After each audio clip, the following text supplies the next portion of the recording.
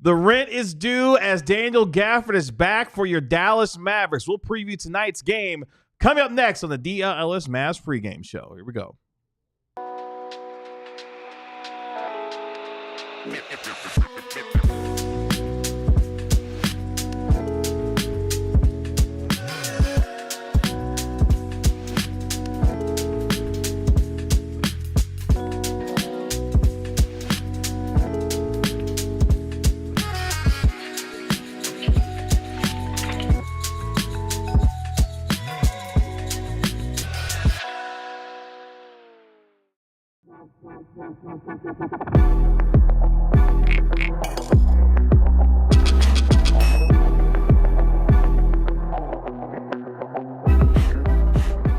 Hey, what's up, DLLS Mavs Nation? It's your man, Kevin Gray, alongside Mavericks analyst Bobby Carella. We, of course, are DLLS Mavs, your favorite guys covering your favorite team every single game night. Appreciate you joining us here on DLLS Sports as the Dallas Mavericks host the Brooklyn Nets for the second time in a week in game number 76 on the season. We'll get you ready for tonight's game over the course of the next half hour. We'll be joined by our Mavericks beat writer, Tim Cato, live from the American Airlines Center during the second half of our show as your Dallas Mavericks look for their third straight win, looking to take out the Brooklyn Nets for the second time in a week, and the rent is due because Daniel Gafford makes his return to the Dallas Mavericks tonight alongside Anthony Davis as the Mavericks getting a little bit healthier as this season rolls on. As we mentioned, game number 76 on the season for your Dallas Mavericks, 37-38 coming into tonight's game, 20-16 at the American Airlines Center. Meanwhile, the Brooklyn Nets racing to the bottom as quickly as they can, 24-51 on the year, 13-26 away from Barclays Center. Mavericks 9.5-point favorite tonight with the over-under at 217.5. If you're going to be watching tonight's game, you can watch it on WFAA, KFAH Channel 29, and also on Mavs TV as well. Bobby Carella, as the Mavericks got some positive momentum going 3-1 on their East Coast road trip, now come home for a couple of games, and they welcome back Mr. Daniel Gafford to this Mavericks front court tonight. It's good to see him back, man. You know, he's been out for, a month and a half? 21 games. Yeah, and he was playing, he was playing the best basketball probably of his career, most productive. They were winning games. He was holding it down while Lively was out for a long time. He got supplanted as the starter and then got moved to the bench and then had to start again whenever Lively was out and rewarded the Mavs by giving them the best basketball he's ever played. And then boom, we thought his season was over. It's honestly pretty incredible that he's back even before Lively is because, if you had asked me the night he went down, I would have said we're not seeing that dude again until October. Agreed. But here he is, and now is the time. It is a good time for him to get healthy because obviously you want everybody available for the play-in, which they will almost certainly be in at this point. But also he needs to get out there, get his wind. He needs to learn what it's like to play with AD. He needs to learn what it's like to play with Spencer Dinwiddie as opposed to Kyrie. So it's good to see him back right now. If it's anything like what we saw the last time Anthony Davis and Daniel Gafford got together, they were helping the Mavericks set a record for a number of blocks in a game with 18 when they played against the Houston Rockets, what feels like ages ago. But Daniel Gafford on the floor tonight. Let's get you set up for where these two teams are coming into tonight's game. We start, of course, with your Dallas Mavericks. Ninth in the Western Conference now, a full 2 games ahead of the Phoenix Suns and a half game up on the Sacramento Kings as the Mavericks sit in ninth in the Western Conference right now. The Kings are holding down the 10th and final play-in spot currently as we speak. Of course, Dallas has won 2 straight games, 4 of their last 5, which means they are 5-5 overall in their last 10 games, 14-13 against the Eastern Conference so far this year. And they've been beaten up on bad teams as well. They're 23-14 against teams below 500. And, of course, the Mavericks now find themselves coming home after what was a successful East Coast road trip at 3-1 as they now have a chance with back-to-back games at home tonight, of course, starting with the Brooklyn Nets. And then on Wednesday when they welcome in Trae Young and the Atlanta Hawks, as the Mavericks then will go on the road to take on the Los Angeles Clippers a little bit later on this week in a baseball series back-to-back in Los Angeles. Meanwhile, the Brooklyn Nets, 12th in the Eastern Conference, they've been eliminated from playoff contention, and you could have said that at the beginning of the season, the way that they approached their season. Go ahead and say for next year, too? Yeah, probably right, next year probably the year well. after that, probably the year after that. Yeah, unless they find a way to get the number 1 overall draft pick, and next thing you know, they're capturing the flag with Cooper Flag, who led the Duke Blue Devils, of course, to the Final Four this year. But Brooklyn is 2-8 in their last 10 games overall. They're coming off a win over the lowly Washington Wizards. They'll snap their 6-game losing streak. Nets so far this year 10-17 against the Western Conference and 14-24 against teams below 500. Brooklyn finishes up their quick 2-game road trip. They've got Dallas tonight before they return home, where they play 5 of their final 6 games at Barclays Center, starting at home on Thursday against Anthony Edwards and the Minnesota Timberwolves.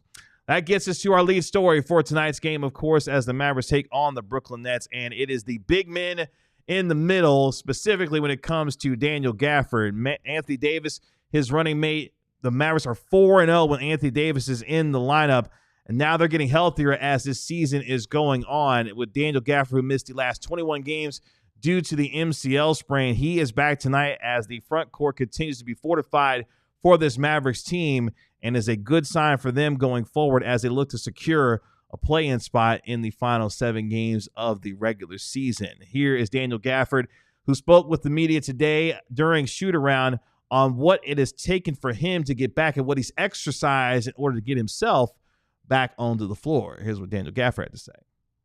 Honestly, patience, really. This is what I would say my first time being hurt for this long. But really just patience, coming in every day. Pretty much it felt like it was, a repeating thing, but it was just something for me to be able to get back out on the floor as quickly as possible. Just taking it one day at a time, was taking it one step at a time, just trying to keep my mental straight. Everything. It was tough seeing my guys out there on the floor fighting, and I wasn't really pretty much able to do anything. So I just made it a priority just to get healthy. Patience being the word that Daniel Gafford used in order to make sure he got himself back, and that's honestly what a lot of Mavericks fans have tried to exercise over the last several weeks, is patience as we awaited the returns of Anthony Davis, Dereck Lively II, and Daniel Gafford. And now 2 of the 3 are back. What do you think we can expect from Daniel Gafford tonight, who is going to be on a 15 to 20-minute restriction tonight? Drew, Timmy, Daniel Gafford's about to beat your ass, pal.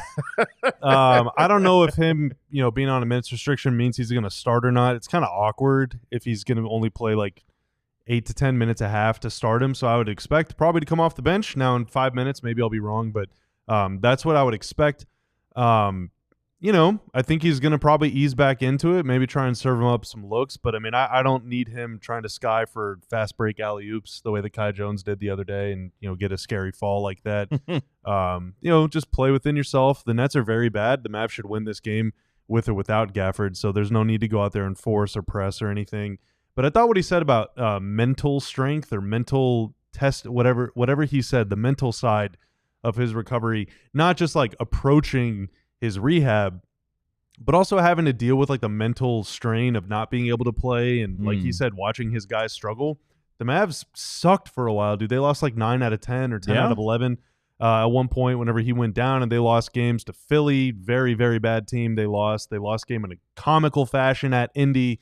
There were a lot of times where things just looked super bleak. You tune into our show from late February, and it's like, oh my God, like who killed your puppies? We just had it on repeat. It felt like for a while there. Yeah, but the guys in the locker room must not have been watching our show, because they keep fighting, they keep battling, and now they're, every game for a while, it felt like every game someone was getting hurt.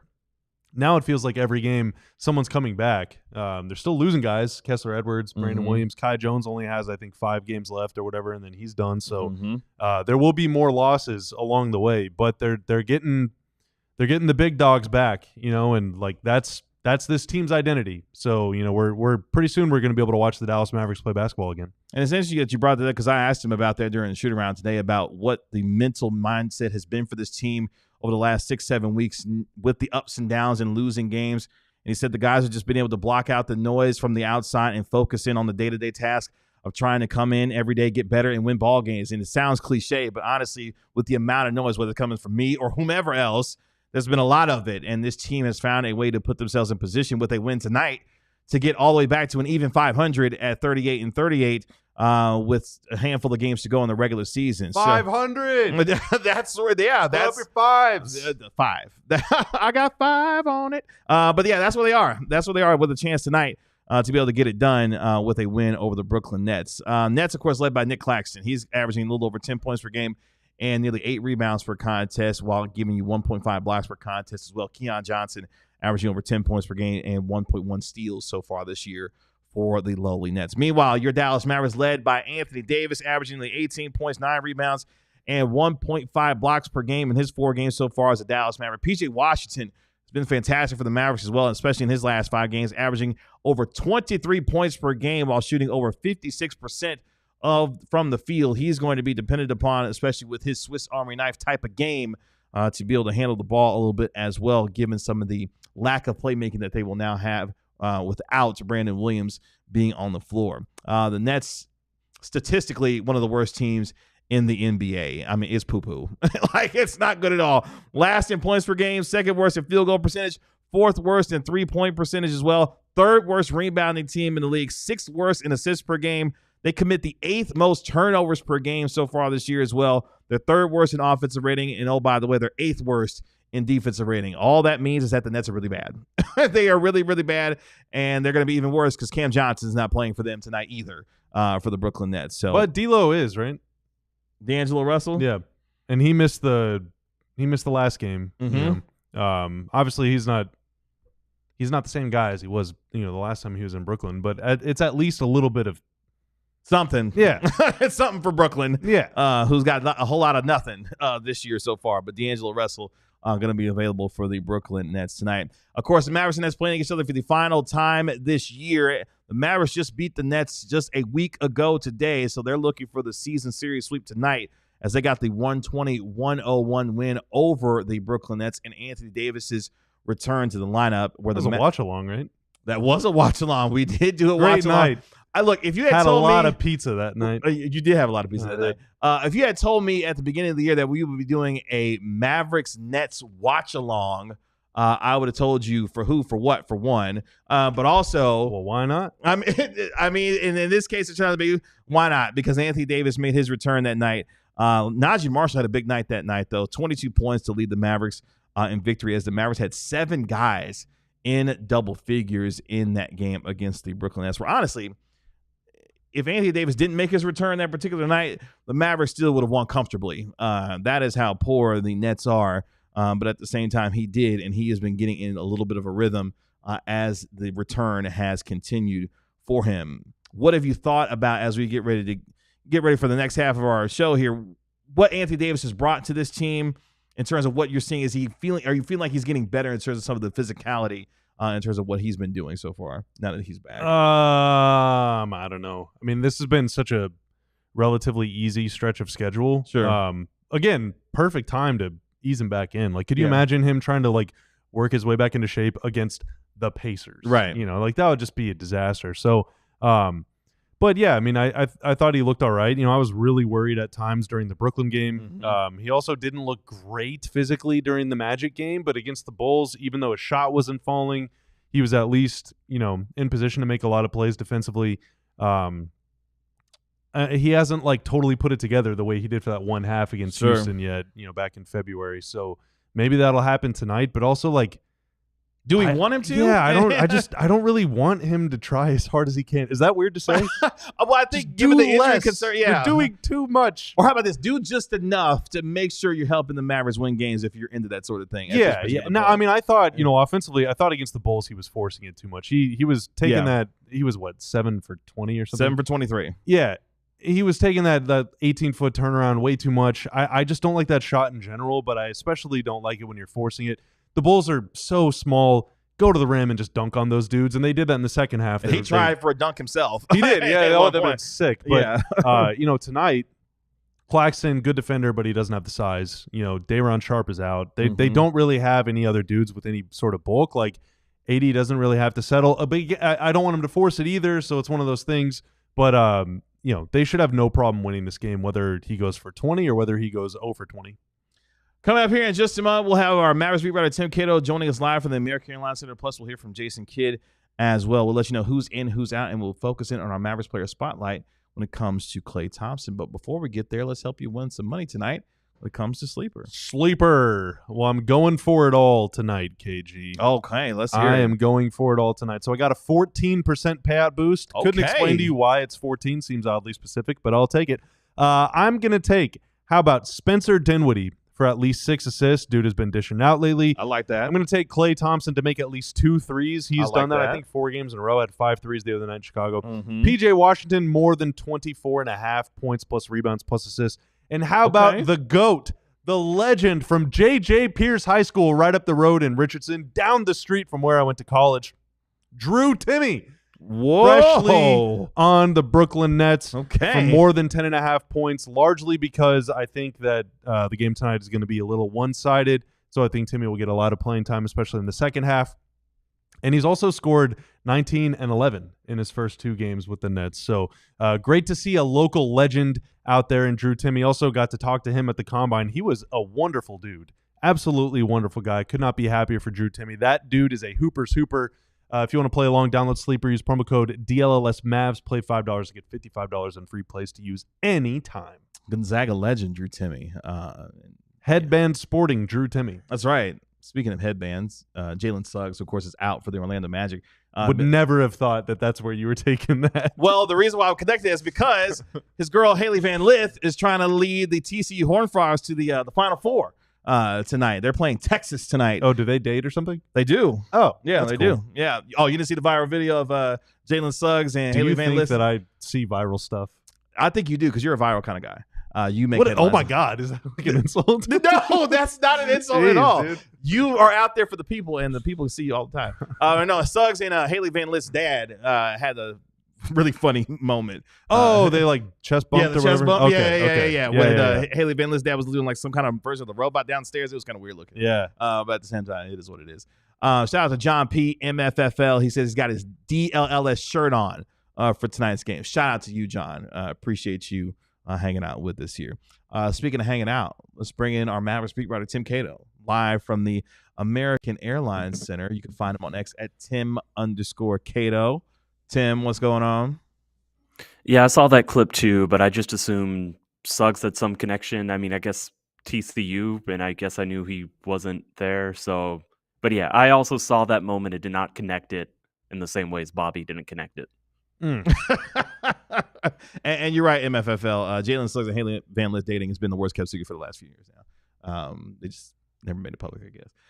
Congrats to them. thought that was Yeah, Dan it's and been fun watching Aja. Haley perform in the tournament. She's been fantastic. She's been awesome. Tim, I thought he had something. He looked Where like he do was ready we to go respond. from here? No. I thought he was responding, but he didn't. But we are going to have him respond to a question he asked Jason Kidd, because one of the things, Tim, that we're going to be watching tonight, the lack of playmakers, if you will, now that Brandon Williams has finished up his two-way contract, it was so pertinent on Cato's mind that he asked Jason Kidd that particular question. Here's what Jason Kidd had to say in response to Tim's question. Kind of injury, next man up. So looking at Hardy, being able to take that place, and again, we'll be able to maybe look at some others, Najee, Caleb, playing as a playmaker or as a facilitator, getting us organized. So and then we can go really, really big and have PJ and Najee out there and with the 3 bigs and see how that looks at some point. But there's going to be a committee why Will is out. Your thoughts, Tim, on that particular answer, given the point guard situation that the Mavericks are going to be facing here over the final several games of the regular season? I mean, it's pretty much what we said, what we talked about. I think it's an interesting thing to track and watch, but it was the answer more or less that I think that we could have expected. Hardy and Najee specifically being name dropped later in the question, mentioning, it's going to make sense to have PJ Washington on the court in those situations as well, so that you can go bigger, so that you have guys that you feel confident and empowering to drive the ball, to create their own shots, in the unique ways all of them do. And, I think it's, I think they're going to miss Brandon Williams out there. This offense has been humming in a weird way, like humming might be a bit too strong, but given the circumstances since Kyrie went out, this offense has been far, far, far better than anybody would have anticipated, than any of us would have anticipated. And I do think, obviously, Brandon Williams had a big effect on that. He was somebody who was, scoring, shooting 50-40, from the field, and I think 60% on twos, 40%, over the past 15 games from three. Definitely had a big effect. Definitely was somebody that could draw a double team or draw help defenses, could collapse a defensive shell. And that is all important stuff. And Dallas isn't, completely lost or hopeless without him. Obviously, he's a bench guard, but it's going to be a little bit trickier here over the next few games. And it is going to require some people kind of stepping outside of their roles. I thought Mark Followell asked a follow-up, if you will. A couple questions after mine. And, it wasn't so much Kid's answer, but I thought what Mark was getting at it when he asked, like, the players who are going to be the de facto point guards in traditionally, when there's not a traditional point guard on the floor, do you coach them differently just to know game state and circumstance and situation? If they're going into a 2-for-1, if they're going into a moment, a late game situation, all that clock management stuff. Yes, you want every player to do it, but traditionally, the point guard is the person most responsible for directly on the court communicating that to everybody on the court. Being responsible and aware of all that stuff. And it's not that, and Kid's answer was, that they coach the entire team to be aware of these things. But I still think that's a notable point. In fact, this is just coming to mind. Jaden Hardy is going to be the de facto point guard, and in the Pacers loss, he had a couple moments that were, him being put in a point guard role that I thought was a little bit fair to him, but he didn't match the moment. I'll even go way beyond that. Do you remember when the Golden State Warriors got a 5-on-0 free dunk? Remember that bizarre play from a couple years ago? Yes. Oh, yeah. Yeah. Well, as I recall, there was Jaden Hardy was somebody who was the point guard in that moment. And this sounds like I'm being really harsh on Jaden Hardy. My point here is more that when you don't have a Luka or a Dinwiddie or a Kyrie on the court, and I remember writing after that play happened that, in that circumstance on that team, if Luka had been on the court, I'm certain that never would have happened, just because, it was handled a lot more passively, because Jaden Hardy was the main person responsible for inbounding, and the exact details are escaping me. But basically, I think they went to a side out, and he would have realized something was wrong. So it's a small thing, but we know that little small tiny moments of NBA basketball games can be the most important moments of an NBA basketball game. They can swing things one way or the other. And I don't anticipate, this is not by far and away, this is not the biggest issue.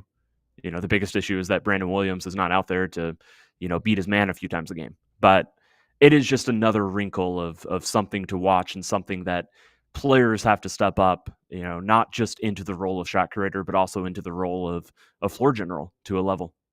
It's more than just a few, though. So since Kyrie's injury, which was on March 3rd, I think, against the Kings, so this is over the last 13 games, the Mavs ranked number 2 in the NBA in drives per game. Without Kyrie, and obviously no Luka in that stretch either. It's mostly been Dinwiddie and Brandon Williams. Over the last 10 games, the Mavs are number 3 in the NBA in points in the paint per game at almost 58 a game. They're leaders in drives per game during that time. Najee Marshall at more than 12, Spencer Dinwiddie almost 11, Brandon Williams third at more than 10 per game. The next guard on that list that is available is Jaden Hardy at 5, so that's half the number of drives. Brandon Williams during that time, not only is he the team leader in assists per game off of drives, but also he is shooting almost 61% on shots taken on drives. So wow. He is driving to score and driving to pass.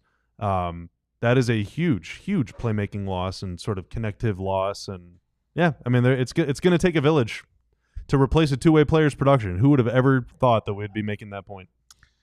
And that's where we are. Your starters tonight for your Dallas Mavericks: P.J. Washington, Anthony Davis, Daniel Gafford, Klay Thompson, Spencer Dinwiddie are your starting 5 tonight for your Dallas Mavericks. So again, Spencer Dinwiddie, Klay Thompson, Daniel Gafford, Anthony Davis, PJ Washington. It's weird to be starting. What are they going to do? Are they going to play him for like 4 minutes and then like 4 minutes a quarter? Well, we've seen that's a lot of Kai Jones. Yeah, it would be a lot more Kai Jones and some Dwight Powell, I would imagine, as well in the game. But with Anthony Davis, with the 25 to 28-minute restriction that he's been on, playing him in 4 and 5 minute bursts, I would imagine maybe for Gafford, 3-4 minute bursts to maybe for him tonight to keep his minutes where they need to be with the 15 to 20 minute restriction. What are your thoughts on that, Tim, with Daniel Gafford being in the starting lineup tonight? Yeah, I mean, he is the starter. He is somebody who takes starting seriously. So, in the same way that Anthony Davis was never going to come off the bench when he came back, when Gafford, if since Lively isn't available and Gafford is, I think this is an important thing to him to start. So there he is. He's in there. Beyond that, does make sense it's too going to to be maximize his minutes with AD. Yeah. And they're only playing AD 4 or 5 minutes at a time too. So I guess they're going to yank both those dudes at Play the them same at the same time right? and take them out at the same time. Anthony Davis also 25 to 28. I don't know if you guys covered that, but also, he's still not pushing past 30. So interesting to watch how these two big men will flow together tonight in terms of their minutes. Dereck Lively II progressing towards a return. Jason Kidd discussed during his pregame availability as well. Let's let you know who is in and who's out tonight. For the Brooklyn Nets, Cam Johnson, he's out tonight with a low back contusion. Noah Clowney, he is out with the right ankle sprain. Day'Ron Sharpe, he's out with the right knee sprain. And Cam Thomas remains out with his left hamstring strain. Meanwhile, for the Dallas Mavericks, Dereck Lively II out as he continues to make his return from his right ankle stress fracture. Daniel Gafford, as we mentioned, available tonight, coming back after missing the last 21 games with the right MCL sprain. Caleb Martin, he's also available tonight as he continues to deal with that left hip strain as well. And Anthony Davis available and good to go for your Dallas Mavericks tonight. That gets us to our Mavericks player spotlight on the evening, and we take a look at sharpshooter Klay Thompson. Klay Thompson, of course, scored 20 points in the win over the Chicago Bulls on Saturday, and in the process of that game, made his 200th three-pointer of the season. That coming during the third quarter. Thompson becoming only the second player in NBA history to make at least 200 three-pointers in at least 10-plus seasons. You could take a wild guess on who the other player who has done that in NBA history. He just leads the NBA historically in the most made three-pointers all time. But Klay Thompson shooting the ball well for this team. Tim, we were talking about it the other day in terms of some of we felt like could have been missed opportunities throughout the year to see Klay in some different situations, but still nonetheless, still having a good season for Dallas in his first one here with the Mavericks. Yeah, it's not exactly the team that he signed up for, but he is somebody who, I think is very inspired to be in Dallas, very inspired to show he's, still got it, still the player, still a player, a relevant player in the NBA. And yeah, I mean, as you said, one of two players to go 10 straight seasons with 200 made threes. I assume the other one is Eric Dampier. Yes. Okay. You are the trivia king. You are. Yeah. But I mean, that's an incredible record for him and Eric to hold. And those really are two of the 3-point shooting luminaries in the NBA, NBA history. And so just, it's awesome. It's still, it is almost, I can't believe how much of a side note it is at this point of the season that Klay Thompson plays for the Dallas Mavericks. And I get why. And I get it's not the same. And I get a lot of stars have come in and out of Dallas. And, certainly, it's not even the first time, even under, even a decade ago. It's, obviously Vince Carter had a stop here. But it is still a cool thing. And Klay Thompson is still, an effective, helpful basketball player. And he will be more helpful as this team gets healthier. By the way, I did try to look up and see the most minutes given to two-way players in the NBA. And unfortunately, Bobby, if you have any ideas, but not a lot of places track two-way as a classification you can kind of toggle or tab or search for. But Dallas has almost 1,400, which is about 8% of their minutes. Going to finish the season almost 10% of their minutes played to two-way contracts. So Yeah, I mean, there's a really good chance. I think Kai Jones needs like 18 points or something to pass Dwight Powell. And that's not a commentary on Dwight Powell, but Kai Jones has fewer points than Kessler Edwards and Brandon Williams, which means that's 3 two-way players. And like all of those guys, I guess Kai hasn't, but Brandon Williams, Kessler Edwards played more games than Luka this year. I think they're going to end up playing almost as many games as Kyrie. Like it's unbelievable. Dallas used to sign players like Kostas Antetokounmpo to two-way contracts. And now they've literally relied on 3 two-way contracted players for 3 of the best players on two ways in the NBA this season. Yeah, no, seriously, that's how good it's crazy. They've been. Only X factor I have for tonight when it comes to the Mavericks taking on the Brooklyn Nets. If you're Dallas, get out to a fast start. You were a plus 15 at the end of the first quarter last Monday on the road against the Brooklyn Nets. Get out to a quick start tonight and put this team away early on and allow these guys to be able to not have any thought of trying to win this game if you're the Dallas Mavericks, with all due respect to Drew Timme. So if you're the Dallas Mavericks, come out to a quick start and handle business, and you got a chance to put yourself in position to get this one done pretty early tonight. Tim, as always, we appreciate you, man, and we will talk to you during our post-game show right here on DLLS Sports. See y'all. Bye, Tim. That's our Mavericks beat writer Tim Kidder reporting live from the American Airlines Center. That'll do it for us here on the DLLS Mavs pregame show. Make sure you like, comment, and subscribe to DLLS Sports while you're here as well. You can do the same for our podcast wherever you get your podcasts for free. Just search DLLS Mavs. Give it a 5-star rating and write a review for it while you're there. We'll be back here 15 minutes post-game. After the Mavericks take on the Brooklyn Nets, we'll be joined by our Mavericks beat writer Tim Kidder live from the American Airlines Center. And our national NBA insider Mark Stein will also join us on the program as well. Some noteworthy things happening in and around the association when it comes to the Suns and the Pelicans with respect to their seasons. We'll dive into all of that as well during our post-game show. Appreciate our guy Tanner making us look good and sound good as always. Thank you, sir. That's our Mavericks analyst Bobby Carella. I'm your host, Kevin Gray. We are DLLS Mavs. We'll talk to you post-game right here after the Mavericks take on the Brooklyn Nets. Y'all be good. We'll talk to you later. Peace. We all silly like the mayor.